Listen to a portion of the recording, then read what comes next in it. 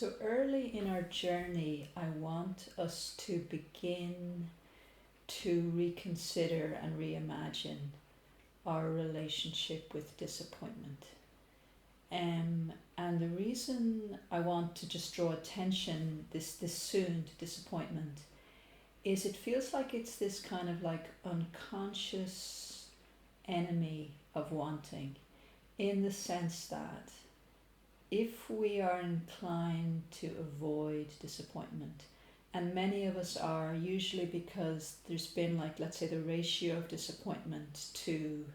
pleasure or to joy or to surprise has been too high in our lives. There can be a kind of phobia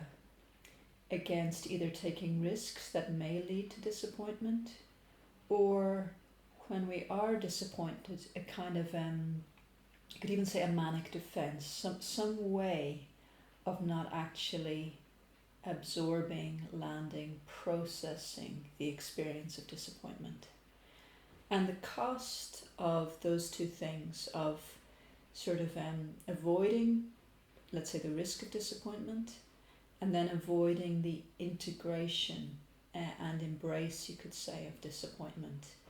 is a really constraining, limiting feature in many of our lives. And over the course of the pandemic, or over the course of phase 1 of the pandemic, I was working in some groups, and this theme of disappointment came up.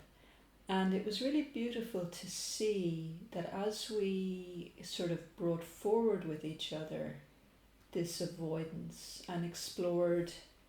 what receiving disappointment more generously could open in us. It was a lovely sort of discovery. It was kind of a collective discovery of the richness of recalibrating our systems to include disappointment with much more flexibility, range, and I think honesty as well, because there's a little movement in many of us when we're disappointed of like a little pretending that we're not. It's some kind of defense mechanism where we pretend we never expected anything, or we sort of glide over the experience. And while that may seem like a skillful, mature adaptation, it often leaves something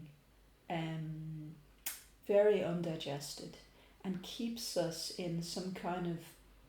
holding pattern or kind of thinner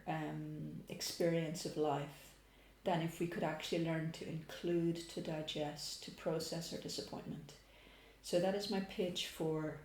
learning to soften those defenses, to embrace disappointment, to share our disappointments, and to see what fresh life comes in for us and fresh space when we do that.